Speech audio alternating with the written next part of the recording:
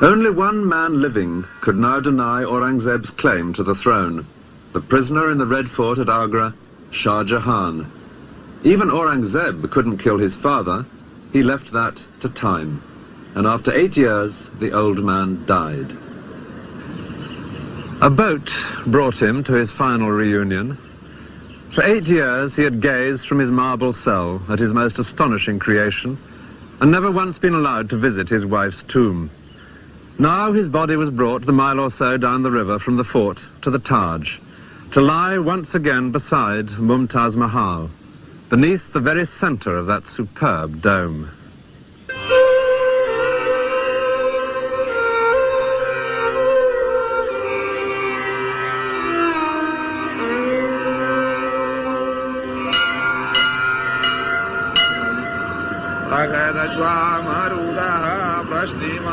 For the Hindu majority, Aurangzeb's firm hold on the throne was unwelcome news. The Quran says that unbelievers must pay a special tax. Aurangzeb's great-grandfather, Akbar, had freed them from this, in the tolerant mood of which Aurangzeb so strongly disapproved. Aurangzeb, having less interest in communal harmony, now reintroduced the much-hated tax.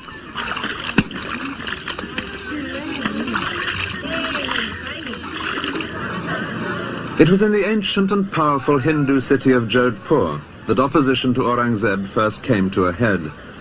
Above the marketplace, there towers one of the most spectacular forts of Rajasthan. The family holding this fort had been closely allied with the Mughals ever since the time of Akbar. Now they became restless, and Aurangzeb sent his favorite son, also called Akbar, with a large army to bring this place under control. But the Jodhpur royal family made most tempting proposals to the young prince. His bigoted father, they said, was tearing the empire apart. What India needed was a broad-minded Mughal emperor, like the great Akbar, whose name the prince shared. If their Rajput army, they suggested, were combined with his Mughal army, they could together overthrow his father and place a new Akbar on the throne. The Rajputs were famous fighters. The plot seemed a good one. The prince agreed to join them. For Aurangzeb, it was a most dangerous moment. He happened to be not far away, but he was directing a much smaller force from his red imperial tent. Only the emperor used a red tent, and in effect it's a version in canvas and embroidery of the white marble columns and arches among which he would hold private audience when at home in a palace. This is in the museum in Jodhpur Fort, and is the only one of its kind to have survived. But as Aurangzeb sat in his tent, he was aware that this time he would only be saved by his own genius for deception. He set to work. He knew that his son would not march into battle except on a day approved by his astrologers. Well, naturally, Aurangzeb had spies in his son's camp, and they now bribed the astrologers to look into their charts and to find there that, to be absolutely certain of good luck, a little delay was advisable. That delay gave Aurangzeb time to bring up more troops. Even so, he couldn't match the combined force of his son's army and the Rajputs, but he had another age-old trick up his sleeve. As the opposing armies moved closer, with battle almost certain on the next day, Aurangzeb wrote a letter to his son, congratulating him on the brilliant way in which he had brought such a large Rajput army into the trap which they had together prepared for them. The letter was smuggled into his son's camp, and it was arranged for it to fall into Rajput hands. Overnight, the Rajput army vanished, and when that was discovered, young Akbar fled as well. His father was not the man to be so easily toppled. The area into which Akbar headed was the wild mountainous region south of the Mughal Empire, known as the Deccan. This was the part of India which successive Mughal emperors had found most difficult to subdue. The reason was simple, but not simple enough to deter Aurangzeb. This was perfect terrain for any guerrilla force, striking unexpectedly at a conventional army and then vanishing. And during Aurangzeb's reign, a ruler had emerged here who was a classic leader of guerrillas. His statue can be found today in many Indian towns, because he became, in our own century, a symbol of how Hindus could drive out oppressors. by implication the British. His name was Shivaji, and his successes, according to one Indian historian, proved that the Hindu race can build a nation. The countryside inland from Bombay is dotted with forts, which Shivaji captured and held, such as this one at Panhala.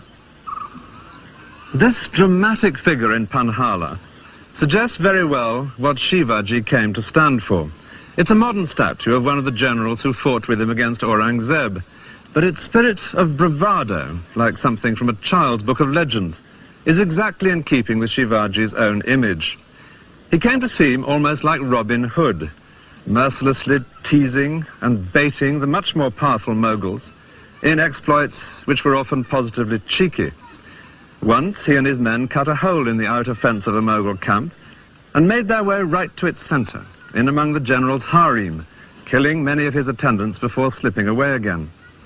On another occasion, he himself escaped from Mughal captivity by being carried out hidden in a large basket of cakes and sweets. This romantic character had died the year before Aurangzeb's son rebelled, and the young prince came down to these regions to join forces with Shivaji's son. Aurangzeb decided to pursue him south, to punish this impertinent alliance. It was to be a turning point, not only in the reign, but even in the history of the entire Mughal Empire itself. Aurangzeb was already 62. He would grow old campaigning in the south, trying to subdue this turbulent region long after his son Akbar had thought better of it and slipped away to Persia. The heartland of the Mughal Empire had long been this area. Aurangzeb would add vast territories to the south, and in the last 27 years of his life he never once set foot outside this area, representing a drastic change of policy. With this move south, the centre of gravity of the Mughal Empire shifted. The places connected with Aurangzeb are all down here. Aurangabad, the city named after himself, which he virtually made his capital. The numerous Hindu forts which he constantly tried to wrest from the followers of Shivaji, such as Panhala. And the capital cities of the two great southern Muslim kingdoms, which he was determined to conquer, Hyderabad and Bijapur. Both had held out against his ancestors. Both, to his great pride, would fall to him, Bijapur after a long siege in 1686. And at Hyderabad, the next year, he captured the greatest fort of all. But his men finally got inside these defences not by force of arms, but by bribery. Money would increasingly become the only way his sieges were brought to a successful end. Through this countryside, Aurangzeb would move back and forth with 500,000 people, his army and camp followers. But however far they marched, and however many forts they took possession of, the situation somehow never seemed to get any better.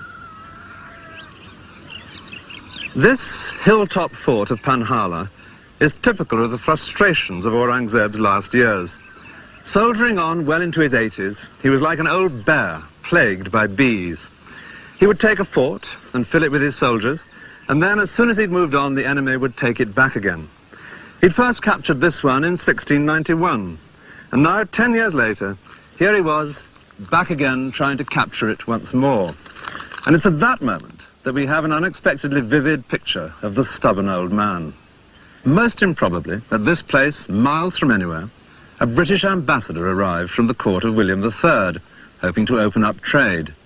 He found chaos, a vast, insanitary camp, deep in mud, with despair and corruption and drunkenness among the troops. The shining exception was Aurangzeb himself, now aged 82. The ambassador describes him passing through the camp to visit the siege works. He was all white, robe, turban, beard. He was carried through the crowd on an open litter, but he never once looked up from the book he was reading, undoubtedly the Quran. As another European visitor wrote, he had by now a craze for being held a saint. He was 89 when he finally died, and he died as he had hoped, on a Friday, the Muslim holy day, just after saying his prayers. This building, a few miles from Agra, is an example of how affairs at the centre of empire had gone from bad to worse during Aurangzeb's long absence. It is the tomb of his great-grandfather Akbar, a holy place indeed for the family. Yet this tomb was now pillaged by the local population. Its gold and silver plate was removed, and its rich carpets. It was just one example of the anarchy which would destroy the empire towards the end of Aurangzeb's reign and after his death.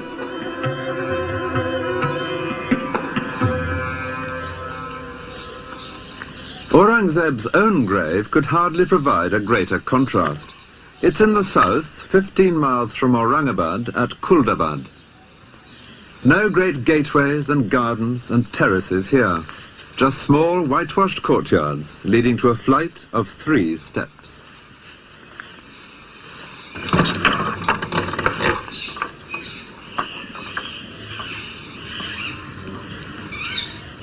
This is all that Aurangzeb's tomb consists of. A space the size of a small room and a bare patch of earth open to the sky. Exactly in keeping with what the Quran specifies and with his own image that he had always liked to project, that of a simple Muslim, just one of life's pilgrims. But in another way, this cramped space symbolizes the poverty of mind he had brought to the more generous tradition of his ancestors. With their flamboyant ability to enlist everyone's talents, Hindus and Muslims alike, in their cause, an idea which had once amply justified that resounding phrase, the great Mughals. This grave fulfills a very precise religious requirement, but it was very different from what India had come to expect of her emperors. The 6th great Mughal was dead, and the empire dead with him.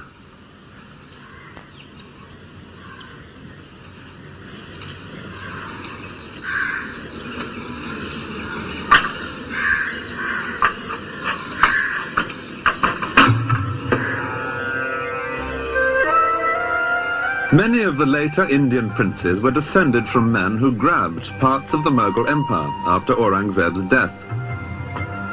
It was in the resulting chaos that the British stepped in, just as the Mughals had 3 centuries earlier. Aurangzeb's descendants were still officially emperors, though increasingly powerless, until at last the imperial title was transferred to Queen Victoria. The British Raj certainly had its own moments of splendour, in a tradition of pomp and ceremony which continued right up to the end of empire in 1947.